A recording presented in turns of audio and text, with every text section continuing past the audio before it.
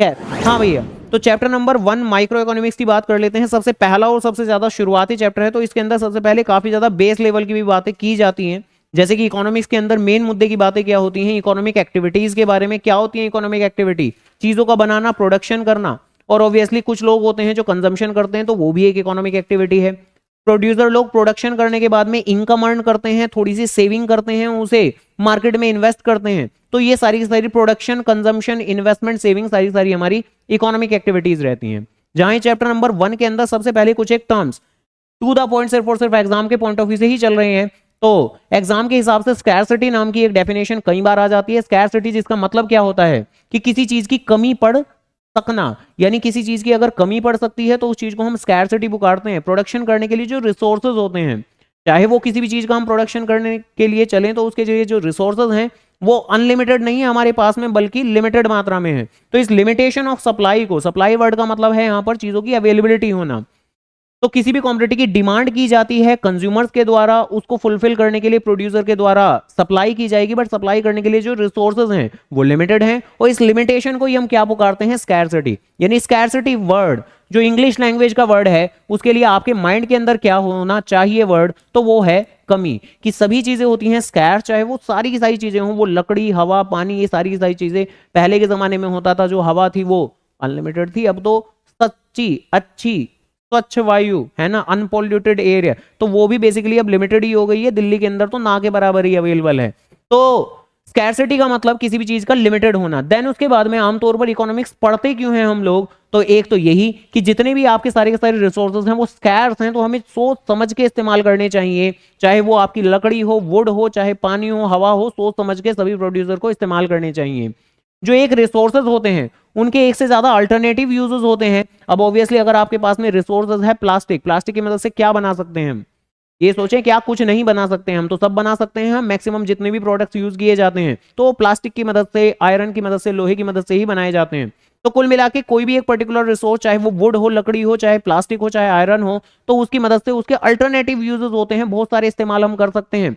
तो इसी ये भी एक प्रॉब्लम होती है, एक चॉइस होती है कि आप किस चीज का प्रोडक्शन करने वाले हैं। तो इकोनॉमिक प्रॉब्लम का मतलब जो आपके रिसोर्सेज हैं, आपके स्कैर्स हैं, तो आपको सोचना पड़ता है कि इन्हें कैसे अच्छे तरीके से हम इस्तेमाल कर सकें। उसके बहुत सारे इस्तेमाल हैं, अल्टरनेटिव यूजेस हैं, तो इसकी वजह से भी हमें सोचना पड़ता है कि कैसे बेस्ट पॉसिबल मैनर में चीजों का यूज किया जाए।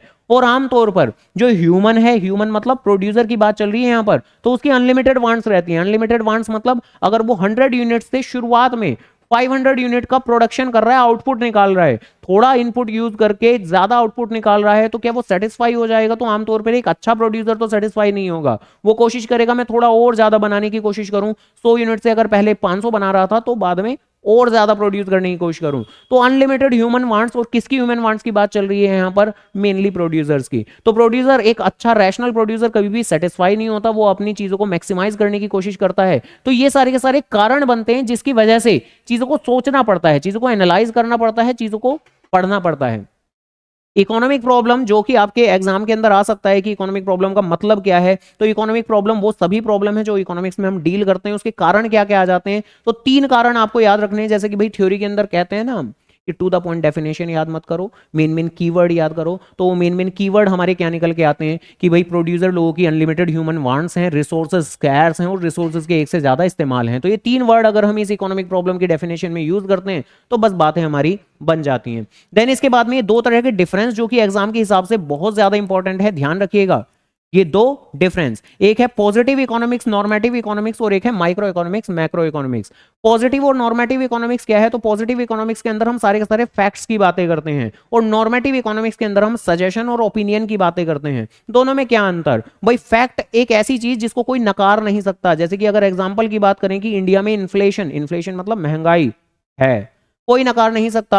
अनएम्प्लॉयमेंट है, कोई नकार नहीं सकता, कोई मना नहीं कर सकता। बहुत सारा डेटा भी हमारे पास में है, गूगल पे रिसर्च करके हम पता लगा सकते हैं। इंडिया के अंदर एक्सटेंसिव पॉवर्टी है, तो कुल मिला के ये सारी की सारी चीजें फैक्ट्स होती हैं जिनको कोई मना नहीं कर सकता। क्या आप इनको वेरीफाई भी कर सकते हो इस तरह के फैक्ट्स को कि भाई पॉवर्टी है, अनएम्प्लॉयमेंट है, हाँ जी खूब सारा governmental data as well as Google पे वेबसाइट पे डेटा अवेलेबल है। जबकि जब बात आती है यहाँ नॉर्मेटिव इकोनॉमिक्स की, जहां पर आपके सजेशंस की बातें की जाती हैं, सजेशन मतलब इन्फ्लेशन को दूर करने के लिए क्या किया जाना चाहिए, अनएम्प्लॉयमेंट को दूर करने के लिए क्या किया जाना चाहिए, तो अलग अलग इकोनॉमिस्ट, अलग अलग पॉलिटिशियन, अलग अलग लीडर अपने अलग अलग ओपिनियंस देते हैं कि हाँ भाई पॉवर्टी को दूर करने के लिए क्या गरीबों को पैसा दिया जाए। बहुत से इकोनॉमिस्ट कहते हैं कि नहीं, गरीबों को पैसा देना एकमात्र सॉल्यूशन नहीं है, यानी कि फ्रीली कुछ भी देना, फ्री में बिजली देना, फ्री में राशन देना, ये कोई सॉल्यूशन नहीं है, इससे इकोनॉमी के ऊपर बर्डन ही पड़ता है। इससे ज्यादा बेहतर यह है कि इकोनॉमी की डेवलपमेंट के ऊपर ध्यान दिया जाए, कॉर्पोरेट्स को डेवलप किया जाए। कॉर्पोरेट डेवलप होंगे तो एम्प्लॉयमेंट जनरेट होगा, एम्प्लॉयमेंट जनरेट होगा तो लोगों की अर्निंग पावर बढ़ेगी, अर्निंग पावर बढ़ेगी तो वो जो पॉवर्टी की प्रॉब्लम है, अनएम्प्लॉयमेंट की प्रॉब्लम है, वो खुद ब खुद दूर हो जाएगी। कौन सा सॉल्यूशन अच्छा है? तो ऑब्वियसली बात है कि तो ओपिनियंस हैं, इनको कितने अच्छे तरीके से अप्लाई किया जाएगा उस बात पे निर्भर करता है कौन सा ओपिनियन अच्छा है। क्या हम ओपिनियंस को, राय को, सजेशंस को क्या वाकई में हम वेरीफाई कर सकते हैं, नहीं कि कौन सा सही है कौन सा गलत है? तो जवाब है ना। तो देखिए पॉजिटिव इकोनॉमिक्स, नॉर्मेटिव इकोनॉमिक्स के अंदर मेन फिर से बात आती है एग्जाम के हिसाब से कीवर्ड। तो कीवर्ड क्या है? पॉजिटिव इकोनॉमिक्स में हम फैक्ट्स की बातें करते हैं। फैक्ट मतलब जो है उसे आप वेरीफाई कर सकते हो। व्हाट इज क्या है, क्या था या कैसे किया गया था। जैसे कि कोरोना के अंदर लॉकडाउन लगाकर कोरोना को टैकल किया गया था, तो ये एक फैक्ट है। क्या हम इसे चेक कर सकते हैं? यस, गूगल पे खूब सारा प्रीवियस न्यूज आर्टिकल्स पढ़कर हम इस चीज को वेरीफाई कर सकते हैं। नॉर्मेटिव इकोनॉमिक्स के अंदर तो हम बातें करते हैं व्हाट शुड बी या what ought to be. Ought to be, what should be, दोनों एक ही बातें हैं कि क्या किया जाना चाहिए, गरीबी को दूर करने के लिए क्या किया जाना चाहिए, जिसके अंदर सिर्फ और सिर्फ मेनली किसकी बातें आती हैं? सजेशंस की, ओपिनियंस की। तो सजेशंस की, ओपिनियंस की। क्या हम फैक्ट्स को वेरीफाई कर सकते हैं? तो बेसिकली यस, ये वेरीफाई किए जा सकते हैं। आपके पास ढेर सारा डेटा अवेलेबल होता है, इसको तो आप वेरीफाई नहीं कर सकते हैं। ये बिल्कुल भी सजेस्टिव नेचर की नहीं होती, जबकि ये तो आपकी सजेस्टिव नेचर की होती है। तो सबसे पहले तो मेन कीवर्ड आपको यही माइंड के अंदर रिटेन करने हैं। क्या कि इसके अंदर what is, what was, how was हम डील करते हैं, यहां करते हैं व्हाट शुड बी। बहुत बार एग्जाम के अंदर इसका छोटा सा कोई केस बेस्ड क्वेश्चन भी आ जाता है। कैसे केस बेस्ड क्वेश्चन आता है? किसी भी सेंटेंस के अंदर एक लाइन सी लिख दी जाएगी और फिर उसके अंदर बोलेंगे कि ये कौन सी इकोनॉमिक्स है, माइक्रो, मैक्रो, पॉजिटिव या नॉर्मेटिव इकोनॉमिक्स। अब अगर उस सेंटेंस के अंदर शुड बी वर्ड अगर आ गया कि पॉवर्टी को दूर करने के लिए ये किया जाना चाहिए या गवर्नमेंट को ये नेसेसरी स्टेप उठाने चाहिए, तो जैसे ही अगर शुड बी वर्ड दिख गया तो तुरंत हमें नॉर्मेटिव जवाब देना होता है। शुड बी नहीं मिला, क्या मिला, कौन सी हेल्पिंग वर्ब मिली, इज मिला, वाज मिला, तो इस तरह की हेल्पिंग वर्ब के केस में आप पॉजिटिव इकोनॉमिक्स बोल दिया करते हैं। ये माइक्रो मैक्रो तो थोड़ी अलग लेवल की चीजें हैं, ये क्या है वो अभी के अभी करते हैं बात। मुद्दे की बात, ये पॉजिटिव इकोनॉमिक्स क्या बताते हैं? ये आपकी इकोनॉमिक एक्टिविटी यानी ओवरऑल इकोनॉमी की स्थिति क्या है। जैसे कि यूएस में पॉवर्टी कम है, यूएस में अनएम्प्लॉयमेंट कम है, तो ये उसकी एक अच्छी डेवलपमेंट की स्टेज को दिखा रहा है। जबकि इंडिया के अंदर अनएम्प्लॉयमेंट ज्यादा है, पॉवर्टी ज्यादा है, तो ये इंडिया की लेस डेवलपमेंट या फिर डेवलपमेंट की दिशा में ये जा रही है, तो इस बात को डिपिक्ट कर रहा है। तो ये जो पॉजिटिव इकोनॉमिक्स है, ये इकोनॉमी की डिस्क्रिप्शन को दिखा देता है कि उसके हालात आज के वक्त में कैसे हैं। तो ये इकोनॉमी की स्थिति को दिखाता है, जबकि ये तो आइडियल्स डिटरमाइन करता है। आइडियल का मतलब क्या होता है? आइडियल का मतलब जैसे कहते हैं कि आपका आइडियल कौन है, आइडियल कौन है मतलब आप किसके जैसा बनना चाहते हैं, यानी आप कहां पहुंचना चाहते हैं। तो ये तो बेसिकली एक कह सकते हैं सपना दिखाता है। क्या सपना दिखाता है? एक ऐसा सपना जहां इंडिया के अंदर अनएम्प्लॉयमेंट बहुत कम होगा, महंगाई बहुत कम होगी, गरीबी बहुत कम होगी। तो ये डिटरमाइन करता है आइडियल्स आपको। हालांकि अगर बात की जाए, एक चीज होती है वैल्यू जजमेंट, यानी कि जो स्टेटमेंट्स बोली जाती हैं वो कौन सी ज्यादा वैल्यूएबल मानी जाएंगी आमतौर पर आपकी। भाई ये वाली बातें तो कोई भी बोल लेगा, पॉजिटिव इकोनॉमिक्स की बातें तो कोई भी बोल लेगा कि इंडिया के अंदर गरीबी बहुत है, अनएम्प्लॉयमेंट बहुत है। ये जो फैक्ट्स हैं, फैक्ट्स बोलने में ज्यादा कोई जोर नहीं पड़ता और ये कोई खास वैल्यू जजमेंट वाली बातें नहीं है। वैल्यू जजमेंट वाली बातें तो यहां आती है नॉर्मेटिव इकोनॉमिक्स के अंदर, जहां लोग अपने पढ़ाई के हिसाब से, अपनी स्किल्स के हिसाब से, अगर उन्होंने पढ़ाई की हुई है तो वो कुछ बोल सकते हैं। क्या बोल सकते हैं? कि गरीबी को दूर करने के लिए ये किया जाना चाहिए, महंगाई, बेरोजगारी, ये जो इस तरह की इकोनॉमिक प्रॉब्लम है, इनको दूर करने के लिए क्या किया जाना चाहिए। ऑब्वियसली वही इंसान बोल पाएगा जिसके अंदर स्किल्स होंगी, नॉलेज होगी, इकोनॉमी को संभालते कैसे हैं, ये सारी की सारी जानकारियां होंगी। तो इसलिए ही कहते हैं कि यहां पर वैल्यू जजमेंट दी जाती है, ऐसी स्टेटमेंट दी जाती है जिनके अपने आप में कोई वैल्यू होती है, जिनसे कि प्रॉब्लम का सोल्यूशन निकल के आता है। यहां पर तो सिर्फ और सिर्फ प्रॉब्लम गिनाई जाती हैं, इसके अलावा कुछ भी नहीं।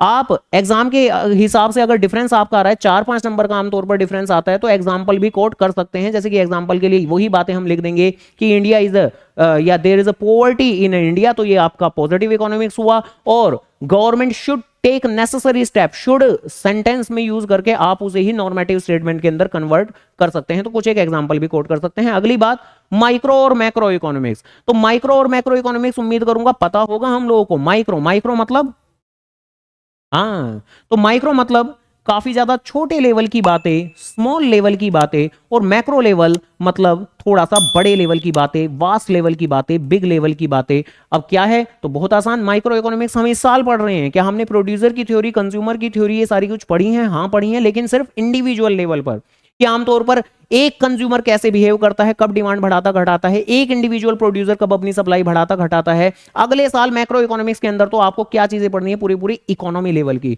पूरे के पूरे देश के लेवल की। और मान के चलो अगली जो मेन इकोनॉमिक्स मैक्रो इकोनॉमिक्स है, यही आपकी असली इकोनॉमिक्स है, जिसके अंदर आपको पढ़ाया जाता है 12वीं क्लास के अंदर कि भैया देश कैसे चलता है, देश के अंदर नोट कब प्रिंट किए जाते हैं, जो हमारा कंट्री के अंदर आरबीआई है, आरबीआई कब नोट प्रिंट करता है, किस हिसाब से नोट प्रिंट करता है, ये जो डॉलर का भाव ऊपर नीचे चलता है, जिसका क्या ऊपर होना अच्छा है या नीचे होना, तो नीचे होना अच्छा माना जाता है, ऊपर होना इतना ज्यादा अच्छा नहीं माना जाता। हाँ बोलो, हाँ तो डाउट है ना, तो जानने के लिए देखते रहिए 12वीं क्लास।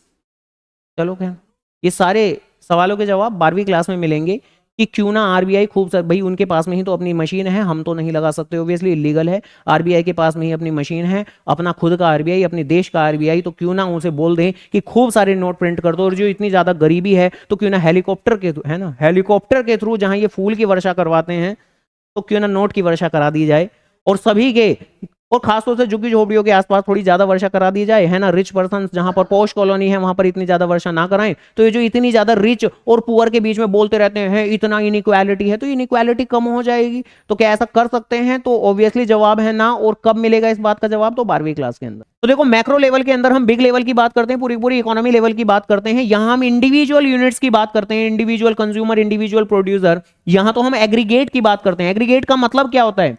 एग्रीगेट का मतलब सम टोटल, एग्रीगेट का मतलब इकोनॉमी लेवल। तो यहां पर जो भी बातें रहेंगी, अगर डिमांड की बात होगी तो पूरी पूरी इकोनॉमिक डिमांड की बात होगी, यानी कि एग्रीगेट डिमांड की बात होगी। यहां पर तो हम इंडिविजुअल डिमांड, इंडिविजुअल सप्लाई की बात करते हैं। यहां पर तो हम एग्रीगेट डिमांड, एग्रीगेट डिमांड का मतलब क्या होता है? पूरी पूरी इकोनॉमी लेवल पर, पूरे देश में सारे प्रोडक्ट की सभी लोग मिलकर कितनी डिमांड कर रहे हैं। एग्रीगेट सप्लाई का मतलब पूरी इकोनॉमी लेवल पर टोटल सारे प्रोड्यूसर मिलकर कितने की सप्लाई कर रहे हैं, ऐसे करके बातें। अगर बात की जाए एग्रीगेशन प्रोसेस की, एग्रीगेशन प्रोसेस का मतलब क्या होता है? किसी चीज का टोटल करना, किसी चीज का टोटल करना। क्या यहां पर कुछ हद तक टोटल होता है या नहीं? तो हाँ, कुछ हद तक तो होता है। कुछ हद तक मतलब डिमांड चैप्टर के अंदर पढ़ा होगा हम लोगों ने कि एक चीज होती है इंडिविजुअल डिमांड और एक चीज होती है मार्केट डिमांड। इंडिविजुअल डिमांड का मतलब होता है एक कंज्यूमर कितनी डिमांड कर रहा है, और मार्केट डिमांड का मतलब होता है एक मार्केट के अंदर कितनी डिमांड आ रही है। अब मार्केट का मतलब पूरा पूरा देश नहीं हो गया, लेकिन मार्केट का मतलब ये तो हुआ जिसके अंदर काफी सारे कंज्यूमर फॉल करने वाले हैं। तो क्या उस मार्केट डिमांड को निकालने के लिए आपको कुछ हद तक चीजों को जोड़ना पड़ता होगा? हाँ, कुछ हद तक तो जोड़ते हैं, लेकिन क्या मैक्रो लेवल तक जोड़ते होंगे कि पूरे पूरे देश पे हम डिमांड को ऐड कर रहे हैं? तो जवाब है ना। तो यहां पर तो एग्रीगेशन होता है हाईयर डिग्री का, हाईयर डिग्री मतलब काफी ज्यादा हाईएस्ट लेवल का, पूरी पूरी कंट्री लेवल का हम चीजों को देखते हैं। यहां पर तो थोड़ा लिमिटेड डिग्री का एग्रीगेशन होता है, मार्केट लेवल तक हम जाते हैं, एक रीजन की मार्केट को जज करते हैं कि भाई मार्केट में कितनी डिमांड आ रही है। तो ऐसे करके जब आप माइक्रो इकोनॉमिक्स पढ़ते हो, तो ये तो काफी ज्यादा सबसे आसान सा डिफरेंस है कि आप माइक्रो पढ़ते वक्त मैक्रो के जितने भी वेरिएबल हैं, अब मैक्रो के भी तो वेरिएबल होते होंगे, जैसे इस साल जो भी आप पढ़ते हो प्राइस के हिसाब से पढ़ते हो, इनकम ऑफ द कंज्यूमर के हिसाब से पढ़ते हो, तो मैक्रो के भी कुछ वेरिएबल होते होंगे। डॉलर का भाव ऊपर नीचे होना, सरकार का टैक्स ऊपर नीचे हो जाना, तो बेसिकली उन सारी चीजों को हम कांस्टेंट एज्यूम करके चलते हैं। और जब आप मैक्रो पढ़ोगे, तो मैक्रो पढ़ते वक्त आप माइक्रो वाले वेरिएबल जो हम क्लास 11th के अंदर पढ़ रहे हैं कि प्राइस ऑफ द कमोडिटी वगैरह वगैरह, सबको मान के चलते हैं कांस्टेंट, कि उनके अंदर कोई बदलाव नहीं आ रहा। तो अगर इनका डिफरेंस की बात करें तो ये पॉइंट तो सबसे ज्यादा आसान है कि माइक्रो पढ़ते वक्त मैक्रो को कांस्टेंट एज्यूम करें, और मैक्रो पढ़ते वक्त माइक्रो को हम कांस्टेंट एज्यूम कर लेते हैं। माइक्रो इकोनॉमिक्स के अंदर चाहे वो डिमांड की थ्योरी है, चाहे वो सप्लाई की थ्योरी हो, वो सारी की सारी चीजें होती है प्राइस के बेसिस पे, इतना तो याद होगा ना। हाँ, वो सारी की सारी चीजें होती हैं प्राइस के बेस पे, इसलिए इसको प्राइस थ्योरी भी पुकारते हैं। जबकि अगले अगले साल मैक्रो इकोनॉमिक्स में जो भी बातें रहेंगी वो इनकम, और इनकम मतलब एक कंज्यूमर की इनकम नहीं, पूरे के पूरे देश की इनकम, नेशनल इनकम के बेसिस पे देखी जाती है। नेशनल इनकम का पूरा पूरा एक चैप्टर नहीं, चार चार चैप्टर हैं। तो नेशनल इनकम को कंप्यूट कैसे करते हैं, नेशनल इनकम के हिसाब से डिमांड एंड सप्लाई कैसे अप एंड डाउन होते हैं, तो वो सब कुछ आप पढ़ते हो। तो इसलिए ही इसको पुकारते हैं इनकम एंड एम्प्लॉयमेंट थ्योरी। इसके एग्जांपल भी हम अकॉर्डिंगली दे सकते हैं, क्या क्या दे देंगे, जैसे यहां पर इंडिविजुअल डिमांड इंडिविजुअल सप्लाई, यहां एग्रीगेट डिमांड एग्रीगेट सप्लाई, वहां पर हम कुछ और भी बातें बोल सकते हैं, इन्फ्लेशन के जो मुद्दे होंगे, महंगाई की जो बातें होंगी, अनएम्प्लॉयमेंट की जो बातें होंगी, तो वो सारी सारी मैक्रो के अंदर आती हैं। यहां पर तो हम क्या बातें बोलते हैं, जो आपका सिलेबस है वही सारा का सारा आप बोल सकते हो, theory of cost, theory of revenue, ये सारे के सारे हमारे एग्जांपल बनते हैं। बोलो। तो इसके अलावा आगे बढ़ जाते हैं। हाँ भैया, अगला टॉपिक जो कि है आपका क्या, opportunity cost. Opportunity cost, opportunity cost का मतलब क्या होता है, किसी भी काम को करने के लिए आप कुछ ना कुछ सेक्रीफाइस करते हैं, किसी भी काम को करने के लिए आप कुछ ना कुछ सेक्रीफाइस करते हैं। अब हमारे पास में हर एक मोमेंट पर ऑप्शन तो काफी सारे होते हैं कि हम ये काम कर लें, हम वो काम कर लें, हम ये काम कर लें। जैसे कि नंबर 1 पे रख ही दूं ना कि हम पढ़ाई कर लें, पढ़ाई करने के अलावा और भी बहुत सारे काम कर सकते हैं हम। सारी चीजें तो नहीं बोलूंगा मैं यहाँ पर, ठीक है। सो जाएंगे हम, गेम खेल लेंगे हम, जिम चले जाएंगे हम। अब ये बात भी सीधी सी है कि सभी की लाइफ के अंदर ये जो ये प्रायोरिटीज रहती हैं, ये अलग अलग लेवल पर रहती हैं। कोई स्लीप को नंबर 1 पे भी रख देता है अक्सर, ठीक है, कि सोएंगे हम तो पढ़ाई है वो तो देखी जाएगी, खैर। या फिर गेम खेलेंगे हम, पढ़ाई अरे उसको तो तीसरे चौथे नंबर पे रखेंगे। तो कुल मिला के होना तो यही चाहिए कि पढ़ाई, पढ़ाई आपके नंबर 1 प्रायोरिटी पर होनी चाहिए। हालांकि क्या पढ़ाई करने के लिए आप कुछ भी चीजें सेक्रीफाइस कर रहे होते हैं, नहीं तो हाँ जी बिल्कुल सेक्रीफाइस कर रहे होते हैं। ये जो अलग अलग ये क्या है, ये हैं आपके एक तरीके से ऑप्शंस। ये क्या है, ये हैं आपके एक तरीके के अल्टरनेटिव। तो ये जो आपका नेक्स्ट बेस्ट अल्टरनेटिव है, अब वो किसी बच्चे के केस में स्लीप होगा, किसी के केस में जिम होगा, किसी के केस में कोई दूसरी चीजें होंगी। तो ये जो आप फोरगोन कर रहे हो, फोरगोन मतलब सेक्रीफाइस कर रहे हो, तो बेसिकली इसी चीज को अपॉर्चुनिटी कॉस्ट कहते हैं। आसान भाषा के अंदर किसी काम को करने के लिए आप जो दूसरी चीज सेक्रीफाइस करते हो, तो जो चीज सेक्रीफाइस कर रहे हो वो आपकी अपॉर्चुनिटी कॉस्ट कहलाती है। यानी जो आपका नेक्स्ट बेस्ट अल्टरनेटिव है, ऑप्शन है, जिसको कि आप फोरगोन कर रहे हो। फोरगोन का मतलब कर रहे हो या नहीं कर रहे हो, तो नहीं कर रहे हैं। तो किसी काम को करने के लिए जो चीज आप सेक्रीफाइस कर रहे हो, तो बस उसी को कह देते हैं हम अपॉर्चुनिटी कॉस्ट। और नेक्स्ट बेस्ट लेना होता है आपको। ऑप्शन तो बहुत सारे होते हैं, लेकिन यहां अगर मैं इस सिचुएशन में बात करूं तो स्लीप हमारी अपॉर्चुनिटी कॉस्ट है, क्योंकि ये मेरे सेकंड नंबर पर एग्जिस्ट कर रही है। खैर, देन इसके बाद में एक हो जाता है आपके एमओसी। और मौसी नहीं है ये, ठीक है, मौसी नहीं है ये खैर, हाँ भैया। तो marginal opportunity cost, full form क्या है जी, मार्जिनल अपॉर्चुनिटी कॉस्ट, एमओसी। होता क्या है ये, तो कुछ नहीं, काफी ज्यादा आसान। अब बात आ जाती है थोड़ा सा इकोनॉमी के पॉइंट ऑफ व्यू से, यानी कि आमतौर पर आपके पास रिसोर्सेज क्या अनलिमिटेड हैं या लिमिटेड हैं, लिमिटेड हैं। और लिमिटेड रिसोर्सेज की मदद से भाई, अगर सपोज करो आप 2 गुड्स का प्रोडक्शन कर रहे हैं, आपका 2 चीजों का बिजनेस है, तो अगर आप एक जगह पर प्रोडक्शन बढ़ाना चाहते हैं, तो आपको डेफिनेटली दूसरी जगह पर रिसोर्सेज गिराने पड़ेंगे, कम करने पड़ेंगे। एक तरफ अगर हम गेन करना चाहते हैं, कमोडिटीज का ज्यादा प्रोडक्शन करना चाहते हैं, तो दूसरी तरफ हमें सेक्रीफाइस करना पड़ता है। तो एमओसी क्या है, कुछ नहीं, काफी ज्यादा आसान, कि किसी एक कमोडिटी का गेन करने के लिए, किसी एक कमोडिटी की एक एडिशनल यूनिट गेन करने के लिए जो अनदर कमोडिटी को आप सेक्रीफाइस करते हो, जितनी भी नंबर ऑफ यूनिट आप सेक्रीफाइस कर रहे हो, वो कहलाई जाती है एमओसी। एक नंबर के अंदर डेफिनेशन आपसे पूछ सकते हैं, तो है काफी ज्यादा आसान। एसी एक कमोडिटी का गेन करने के लिए जो दूसरी सेक्रीफाइस कर रहे हैं, वो ये है marginal opportunity cost. Opportunity cost का मतलब तो समझ ही गए थे हम, किसी एक काम को करने के लिए जो दूसरा सेक्रीफाइस करते हैं वो अपॉर्चुनिटी कॉस्ट है। मार्जिनल अपॉर्चुनिटी कॉस्ट में आप टू द पॉइंट प्रोडक्शन की बातें करते हैं, तो एक का प्रोडक्शन गेन करने के लिए दूसरे का प्रोडक्शन सेक्रीफाइस करते हैं हम। क्यों, रिसोर्सेज तो लिमिटेड हैं, अनलिमिटेड नहीं, अंधा पैसा नहीं है हमारे पास में, ठीक है। तो एक का प्रोडक्शन बढ़ाएं तो दूसरे का सेक्रीफाइस करना पड़ेगा। देन उसके बाद एग्जाम के हिसाब से काफी ज्यादा इंपॉर्टेंट, बहुत ही ज्यादा important topic, central problems of an economy, जो कि उम्मीद करता हूं याद भी होगा आपको। 3 तरीके की होती हैं, what to produce, how to produce और फॉर हुम टू प्रोड्यूस। तो बेसिकली यहां पर मैं शॉर्ट के अंदर सारी की सारी चीजें कवर कर रहा हूं, what to produce, how to produce, for whom to produce. आपको एग्जाम के हिसाब से इसका थोड़ा सा ज्यादा कंटेंट, क्योंकि ये जो पर्टिकुलर क्वेश्चन है ये आमतौर पर 3 से 4 नंबर के अंदर आते हैं, ध्यान रखिएगा। तो आपको कंपैरेटिवली कम से कम 4-5 लाइन का आंसर देना पड़ता है, तो उसमें 3-4 लाइन तो याद भी होनी चाहिए। तो मैं क्वेश्चन आंसर शेयर कर दूंगा, ठीक है जी, इस टॉपिक से रिलेटेड स्पेशली। तो इसको याद करने पे एफर्ट लगाने हैं, जो याद करने में एफर्ट लगाने हैं वो एक तो इन दोनों का डिफरेंस, एक इन दोनों का डिफरेंस, और तीसरा ये सेंट्रल प्रॉब्लम ऑफ इकोनॉमी। बाकी की जो चीजें हैं वो तो मान के चलो सिर्फ और सिर्फ अंडरस्टैंडिंग पॉइंट ऑफ व्यू से आप सिर्फ और सिर्फ चीजों को समझ लें कि अगर बाई चांस आ जाते हैं तो आएंगे भी कम नंबर के अंदर, तो अकॉर्डिंगली आप लिख पाए। इन चीजों को याद करना पड़ेगा। है क्या चीज, तो व्हाट टू प्रोड्यूस, किन चीजों का प्रोडक्शन करना है हमें। तो देखिए यहां पर सिर्फ और सिर्फ सेंट्रल प्रॉब्लम के अंदर हम सिर्फ प्रॉब्लम की डिस्कशन करते हैं, सॉल्यूशन की नहीं। कि आमतौर पर हर एक इकोनॉमी के आगे चैलेंजेस क्या रहते हैं, क्या क्या प्रॉब्लम से उन्हें सामना करना पड़ता है। तो पहला, किस तरह के गुड्स एंड सर्विसेज का उन्हें प्रोडक्शन करना है, यानी कंज्यूमर गुड्स का या कैपिटल गुड का या वॉर गुड्स का, किन गुड्स का। अब अलग अलग इकोनॉमीज इसका सॉल्यूशन अलग अलग निकालती हैं। कुछ इकोनॉमीज ऐसी होती हैं जो कैपिटल गुड के ऊपर ज्यादा फोकस रखती हैं, यानी मशीन वगैरह ज्यादा बनाती हैं। कुछ इकोनॉमीज ऐसी होती हैं जो थोड़ा लेस डेवलप्ड रहती हैं, तो वो कहती हैं कि ना कंज्यूमर गुड ज्यादा बनाएंगे हम, फूड जैसी चीजें जो कंज्यूम कर ली जाती हैं, क्लॉथ जैसी चीजें जो पहनी जाती हैं, जो एक एसेंशियल रिक्वायरमेंट के तौर पर आती है, कंज्यूमर गुड मतलब जो कंज्यूम कर लेते हैं, बेनिफिट मिल जाता है, बात खत्म हो जाती है। तो कंज्यूमर गुड्स का कुछ इकोनॉमी ज्यादा प्रोडक्शन करती है, कुछ कैपिटल गुड, और कुछ कौन सी, वॉर गुड, मतलब वो मशीन गन AK-47 वगैरह वगैरह, मतलब ऐसे करके कुछ, ठीक है। तो नॉर्थ कोरिया है ना, कोई लेना देना नहीं है फूड ग्रेन से, उनका तो बस पूरा दिन ही चल रहा है किसमें, मशीनों में, बंदूकों में, ठीक है। खैर, तो मुद्दे की बात देखिए, यहां पर सॉल्यूशन की बातें नहीं करेंगे, यहां पर बात कर रहे हैं कि हर एक इकोनॉमी के सामने चैलेंज क्या रहता है, प्रॉब्लम क्या रहती है। तो उसके पास लिमिटेड रिसोर्सेज हैं, तो किस तरह की वस्तुओं का प्रोडक्शन करें, साथ ही साथ हाउ मच क्वांटिटी, कितनी क्वांटिटी। अब ज्यादातर हर इकोनॉमी करती तो सारी ही चीजें प्रोड्यूस हैं, हमारी इंडिया के अंदर भी क्या ये सभी चीजें प्रोड्यूस की जाती हैं, ये सभी चीजें प्रोड्यूस की जाती हैं, बट मिलती कहां क्या है, प्रोड्यूस की जाती हैं, मिलती कहां का क्या मतलब है। चुप हो जाओ, बिल्कुल बेकार की बातें क्यों बोलनी है बीच बीच में, हमें क्यों बोलनी है बेकार की बातें, चुप हो जाओ, बेकार की बातें नहीं, नहीं सब कुछ शाम के लिए बचाओ, ठीक है। कोई नहीं, तो मैं भी तैयार रहूंगा अपना शस्त्र लेकर, ठीक है।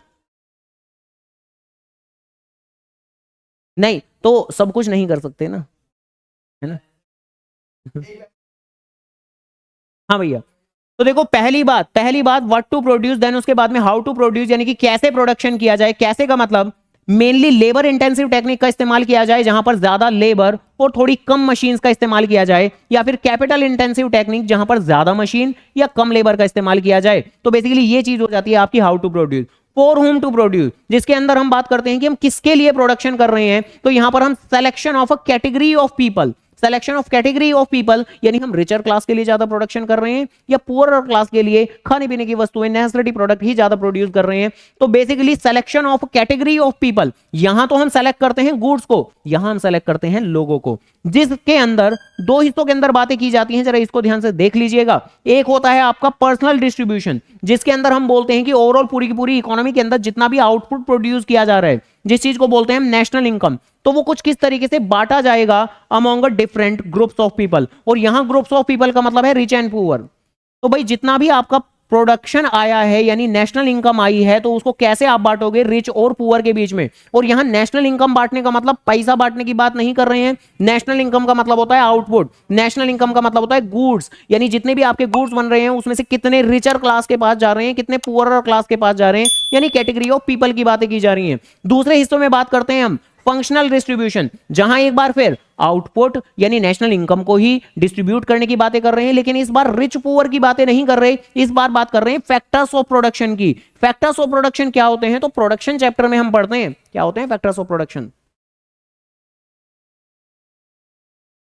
तो बेसिकली कुछ लोग होंगे जिन्होंने अपनी लैंड दी होगी, कुछ होंगे जिन्होंने अपनी लेबर स्किल्स दी होंगी जो एम्प्लॉय होंगे, कुछ होंगे जिन्होंने पैसा दिया होगा जैसे कि बैंक्स वगैरह लोन ऑफर करते हैं, और कुछ बिजनेसमैन होगा, एंटरप्रेन्योर होगा। तो जितना भी सारा का सारा नेशनल इनकम आया है वो लैंड, लेबर, कैपिटल, एंटरप्रेन्योर के बीच में कुछ किस तरीके से बांटा जाएगा, तो ये होता है फंक्शनल डिस्ट्रीब्यूशन। और इसी के साथ इसकी भी बात खत्म। कोई बात पूछनी है तो पूछ लो, सब सही है, ये तो बढ़िया है ना। बावड़े हो गए हो,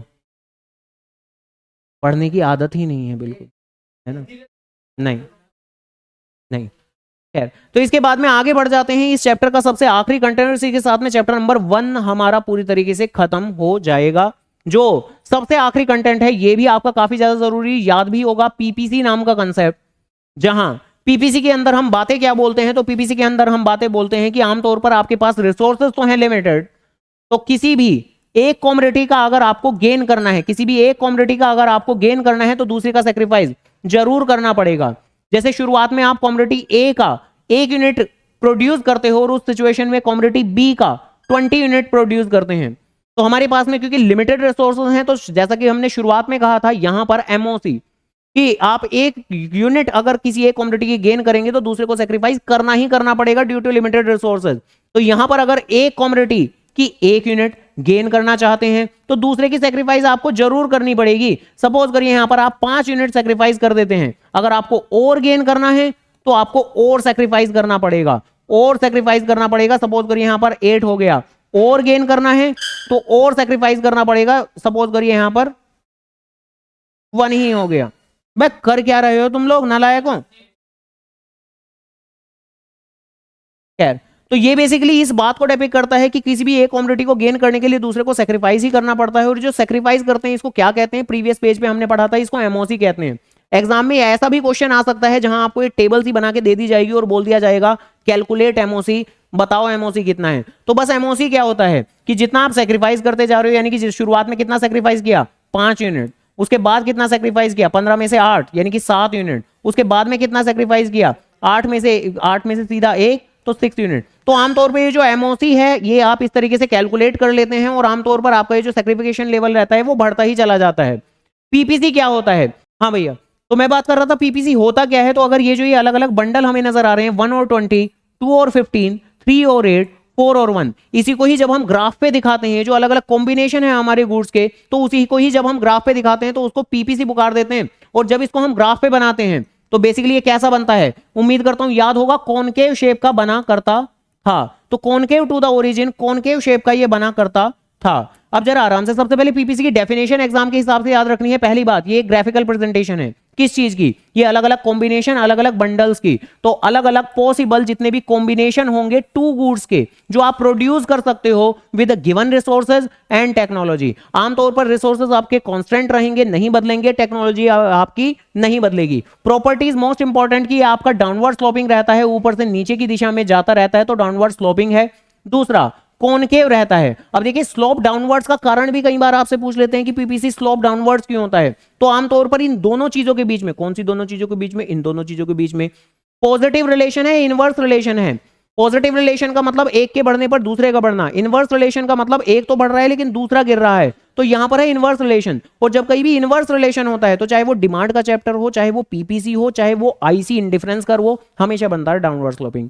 डाउनवर्ड स्लोपिंग का हमेशा कारण रहता है इनवर्स रिलेशन। इनवर्स रिलेशन का मतलब एक बढ़ेगा तो दूसरा गिरेगा। डिमांड के चैप्टर में भी प्राइस के बढ़ने पर डिमांड कम हो जाती है तो वहां पर भी डिमांड कर्व डाउनवर्ड स्लोपिंग बनता है। तो चाहे चैप्टर कोई भी हो, डिमांड कर्व हो, इंडिफरेंस कर्व हो, पीपीसी हो, सारे के सारे डाउनवर्ड स्लोपिंग है। और कारण क्या है, एक चीज के बढ़ने पर दूसरा गिर जाता है। जब कहीं भी पॉजिटिव रिलेशन होगा, जैसे सप्लाई में होता है कि प्राइस के बढ़ने पर सप्लाई बढ़ जाती है, तो बनता है अपवर्ड स्लोपिंग डायग्राम। यही कारण है कि सप्लाई आपका अपवर्ड स्लोपिंग बनता है, ऐसे बढ़ता हुआ डायग्राम बनता है। बाद में सप्लाई के चैप्टर में बात करेंगे हम। तो देखो जब कहीं भी आपका स्लोप डाउनवर्ड का कारण आप दे रहे हो, अब जैसे बच्चे बस पीपीसी टॉपिक याद रखते हैं और बस इतना सा याद रखते हैं कि पीपीसी में मोसी मोसी एमओसी ये कुछ आ जाता है तो बस एमओसी बोल देते हैं सीधा। तो स्लोप डाउनवर्ड्स का कारण एमओसी नहीं है, ध्यान रखिएगा। स्लोप डाउनवर्ड का कारण तो क्या है कि भाई एक का गेन करने के लिए दूसरा सैक्रिफाइस करना है, कि दोनों कमोडिटीज के प्रोडक्शन के बीच में कैसा रिश्ता है, इनवर्स रिलेशन है। तो ये है बेसिकली स्लोप डाउनवर्ड का कारण। अगली बात करूं कि कॉनकेव क्यों है, ये तो कॉनकेव इसलिए है क्योंकि ये जो एमओसी है वो लगातार वक्त के साथ में बढ़ती चली जाती है, इसलिए ये कॉनकेव है।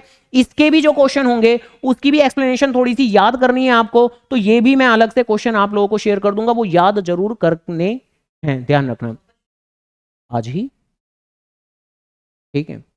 और सीधी सी बात है भाई, मैं तो अपना काम कर दूंगा, जितना एफिशिएंटली और जितना परसेंट आप लोग करते चले जाओगे उसके हिसाब से ही आपके नंबर बढ़ते चले जाएंगे। आप 100% करोगे तो मान के चलो डेफिनेटली श्योरली आपके नंबर भी बड़े आराम से 80 में से 60 प्लस आ सकते हैं। जितना कम करते चले जाएंगे, जितना मैं कहूंगा क्वेश्चन याद करो और किया नहीं बल्कि इकट्ठा करते चले जाओगे, तो उतने ही आपके नंबर अकॉर्डिंगली डिक्रीज होते चले जाएंगे।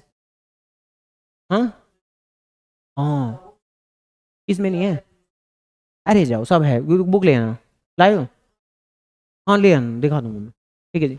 इसकी कुछ एक अजम्पशन भी है, अजम्पशन बहुत ज्यादा आसान है। पहली अजम्पशन की हम सिर्फ 2 वस्तुओं की बातें करते हैं, 3-4 गुड्स की बात नहीं करते। तो पहली बात 2 गुड्स हैं। दूसरी बात, रिसोर्सेज को हम फिक्स्ड मानते हैं और रिसोर्सेज को हम फुल्ली एंड एफिशिएंटली यूटिलाइज मानते हैं कि कोई वेस्टेज नहीं हुई, कोई अंडर यूटिलाइजेशन नहीं हुआ, हम ये मान के चलते हैं। अगली बात, जो टेक्नोलॉजी है वो भी कांस्टेंट रहेगी, उसमें भी कोई बदलाव नहीं होगा। इवन डेफिनेशन के अंदर ये जो वर्ड है with the given resources, and technology. तो ये गिवन वर्ड का मतलब ये होता है कि कांस्टेंट रहेंगे, तो इसलिए डेफिनेशन के अंदर भी ये वर्ड यूज करना काफी ज्यादा जरूरी है, गिवन रिसोर्सेज एंड टेक्नोलॉजी। इसके अलावा रिसोर्सेज इक्वली एफिशिएंट नहीं है, यही कारण है कि ये जो ये एमओसी है ये वक्त के साथ में आपकी बढ़ती चली जाती है, यानी टाइम के साथ में आपका जो लॉस का कंपोनेंट है, सेक्रीफाइस एक तरह का लॉस ही हुआ हमारा जो कमोडिटीज की प्रोडक्शन में हम कर रहे हैं, तो वो टाइम के साथ बढ़ता रहता है क्योंकि इक्वली एफिशिएंट नहीं है आपके रिसोर्सेज। अगली और थोड़ी बहुत मेन बात क्या कि कई बार इवन एग्जाम के अंदर देखो, ये वाली बात जरा कान खोल के सुन लेना, एमसीक्यू क्वेश्चन आते हैं ज्यादातर इस पर्टिकुलर टॉपिक पर।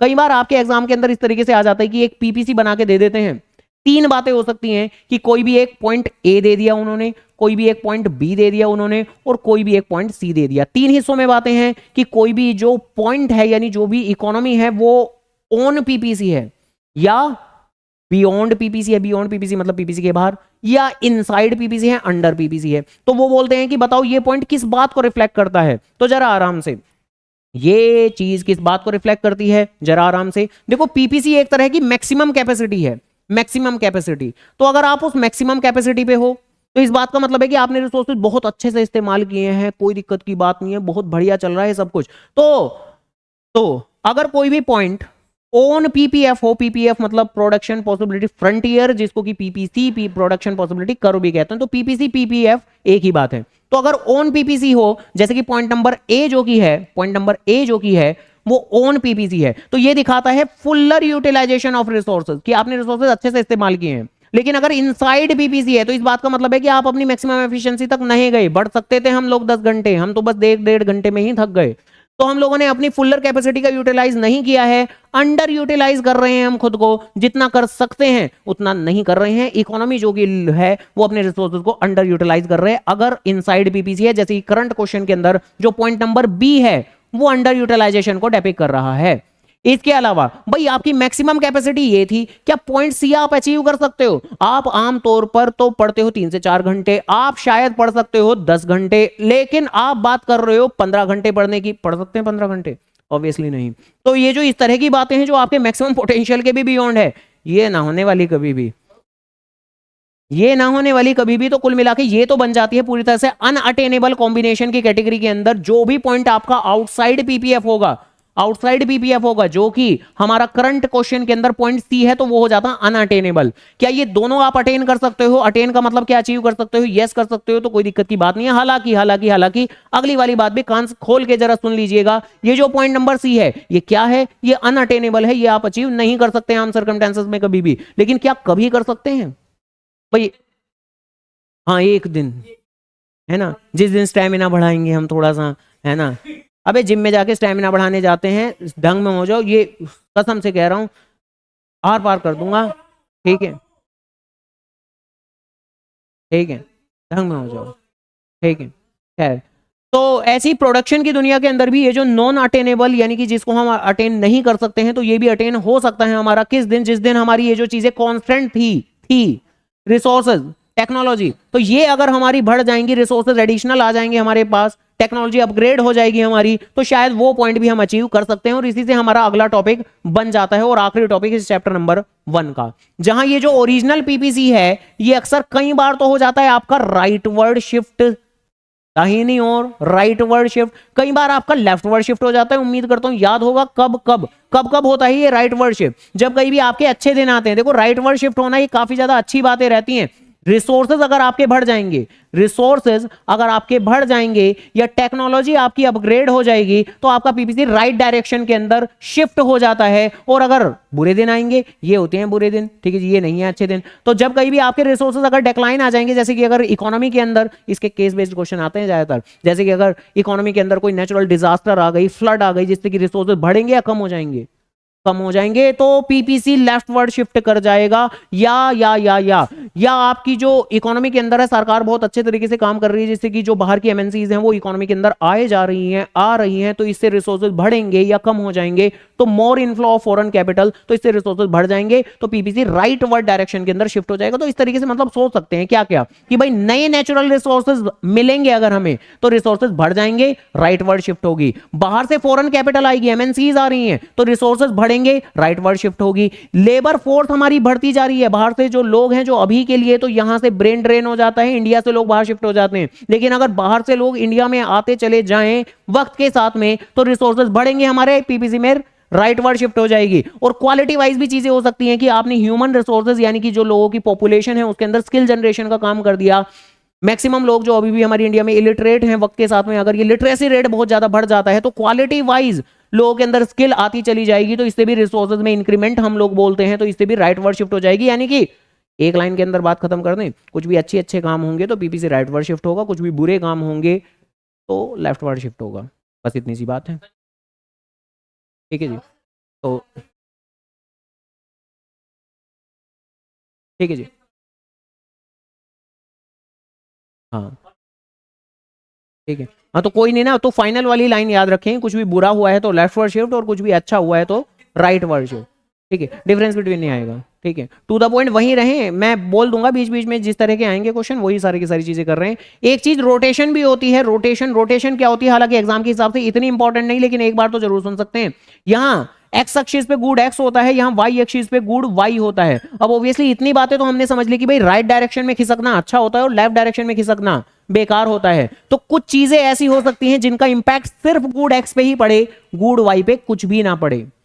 अब कुछ चीजें ऐसी हो सकती हैं जिनका इंपैक्ट सिर्फ और सिर्फ एक ही इंडस्ट्री पे पड़े, सभी इंडस्ट्रीज पे ना पड़े। तो अगर गुड एक्स पर इंपैक्ट बेटर हुआ है, अच्छा हुआ है और गुड वाई पे कोई इंपैक्ट नहीं पड़ा, तो रोटेशन हो जाती है राइट वर्ड डायरेक्शन में अलोंग एक्स एक्सिस। इसको अलोंग एक्स एक्सिस क्यों बोल रहे हैं, क्योंकि वाई एक्सिस में कोई भी चेंजेस नहीं हुए हैं। और अगर कोई भी नेगेटिव न्यूज आई है जिससे कि एक्स नाम की कमोडिटी के ऊपर नेगेटिव इंपैक्ट पड़ा है तो लेफ्ट वर्ड डायरेक्शन में रोटेशन हो जाएगी अलोंग एक्स एक्सिस। और बिल्कुल सेम बात आपकी वाई एक्सिस में है कि अगर वाई गुड वाई के अंदर चेंजेस आए हैं तो अगर कोई बेहतर बदलाव आया है, अच्छा बदलाव आया है तो वो अपवर्ड डायरेक्शन में रोटेट होगा, और अगर बेकार बदलाव आया है, कोई नेगेटिव न्यूज आई है तो उस सिचुएशन में डाउनवर्ड। और एक्स में कोई भी चेंजेस नहीं आए हैं। तो जब पूरा का पूरा कर्व शिफ्ट होता है तो उसको तो शिफ्ट पुकारते हैं, दोनों गुड्स पे इंपैक्ट पड़ते हैं। जब किसी एक ही कमोडिटी के ऊपर इंपैक्ट पड़ते हैं, आइदर गुड एक्स आइदर और गुड वाई, तो उस सिचुएशन में रोटेशन पुकारते हैं इन चीजों को। और बस इसी के साथ में चैप्टर नंबर 1 की सारी बात खत्म। अच्छा होगा तो उधर राइट, बेकार होगा तो इधर लेफ्ट, और अच्छा होगा तो ऊपर और बुरा होगा तो नीचे, ठीक है जी। तो इतनी बातों में कोई बात पूछनी है तो पूछ लो, नहीं तो चैप्टर नंबर 1 तो यही खत्म।